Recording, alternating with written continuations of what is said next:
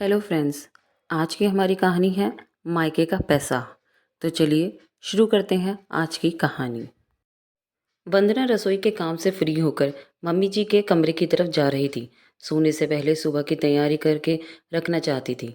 सुबह तो खुद के लिए भी ढंग से वक्त नहीं मिलता, ऊपर से ननद अचानक से शाम को अपने ससुराल आ गई तो काम वैसे भी बढ़ गया।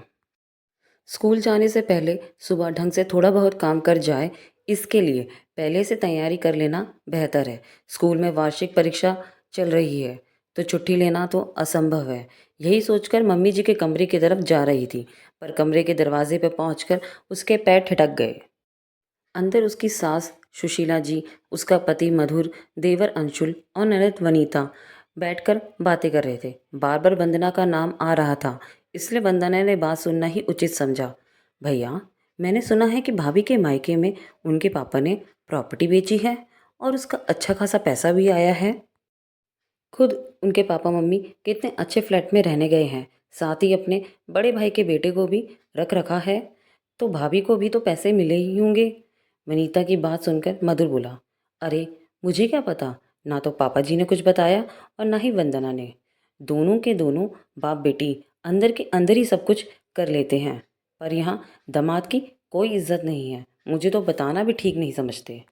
अरे भैया, तो पता करो ना, ऐसे थोड़ी ना काम चलेगा। आखिर कितने पैसे आए हैं पता होगा, तभी तो अपना बजट बना पाएंगे। और इस बार मुझे बाइक लेनी ही लेनी है, चाहे कुछ भी हो जाए, अंशुल ने जिद करते हुए कहा।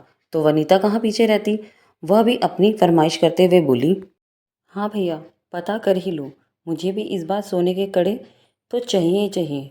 आप लोगों से तो इतना भी नहीं हुआ कि मुझे सोने के कड़े शादी में ही दे देते।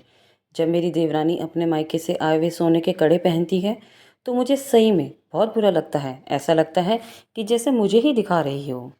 तभी सुशीला जी भी बोली, तुम दोनों चुप करो, मुझे बात करने दो। देखो मधु, पैसों की ज़रूरत इन दोनों को ही नहीं, मुझे भी है। मैं भी सोच रही हूँ कि इस मकान के ऊपर एक मंजिल और चढ़ा दूँ, ताकि कल को अंशुल की भी शादी हो तो परेशानी ना हो। अब हम लोग तुमसे नहीं कहेंगे तो किससे कहेंगे? बहू के पास पैसे रखा है और हम लोग परेशान हो रहे हैं, ये कोई बात होती है क्या? उल्टा जब पैसा हमारे पास हो तो हमें तो हमारे स्टैंडर्ड बढ़ाना चाहिए। तुम अपने ससुर जी से पूछोगे तो अच्छा नहीं लगेगा, पर तुम वंदना से बात कर ही सकते हो ना, कि आखिर प्रॉपर्टी को बेचने पर कितना नफ़ा हुआ है। आखिर वो अपने माता पिता की इकलौती बेटी है, आज नहीं तो कल सब कुछ तुम्हारा ही तो होना है। उनकी प्रॉपर्टी पर तुम्हारा भी पूरा अधिकार है। मुझे तो यकीन नहीं होता कि वंदना ने तुम्हें अभी तक कुछ नहीं बताया, और वंदना के ताऊजी के बेटे को क्यों रख रखा है। मधु, संभल जा, नहीं तो मालूम पड़े तेरा हिस्सा वो तेरा साला ले उड़े। थोड़ी देर की खामोशी के बाद मधुर बोला, ठीक है माँ, मैं वंदना से बात करता हूँ। मैं भी सोच रहा हूँ कि नौकरी वोकरी छोड़कर खुद का बिजनेस शुरू ही कर लूँ। कब तक लोगों की जी हजूरी करूँगा।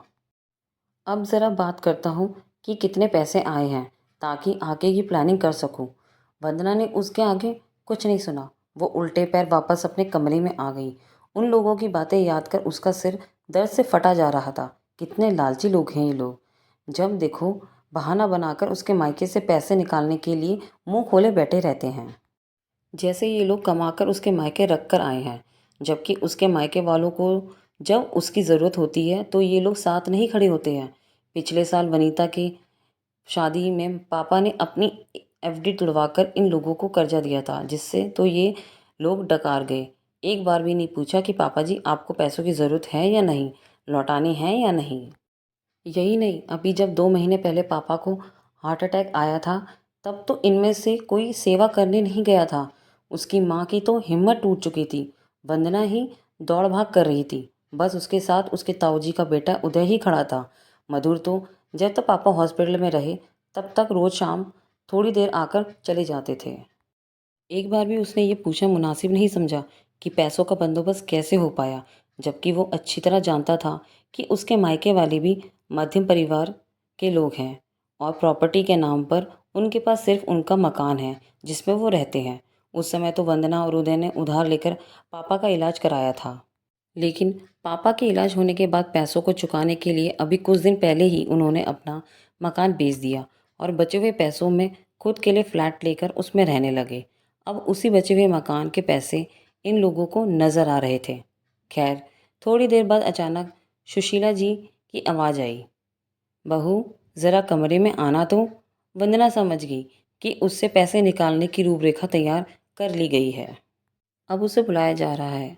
वो उठकर सुशीला जी के कमरे में गई तो सुशीला जी की जगह मधु ने कहा, वंदना, मैंने सुना है कि तुम्हारे पापा ने अपना मकान बेच दिया है और वो फ्लैट लेकर रह रहे हैं। साथ ही उदय को भी अपने पास रखा है।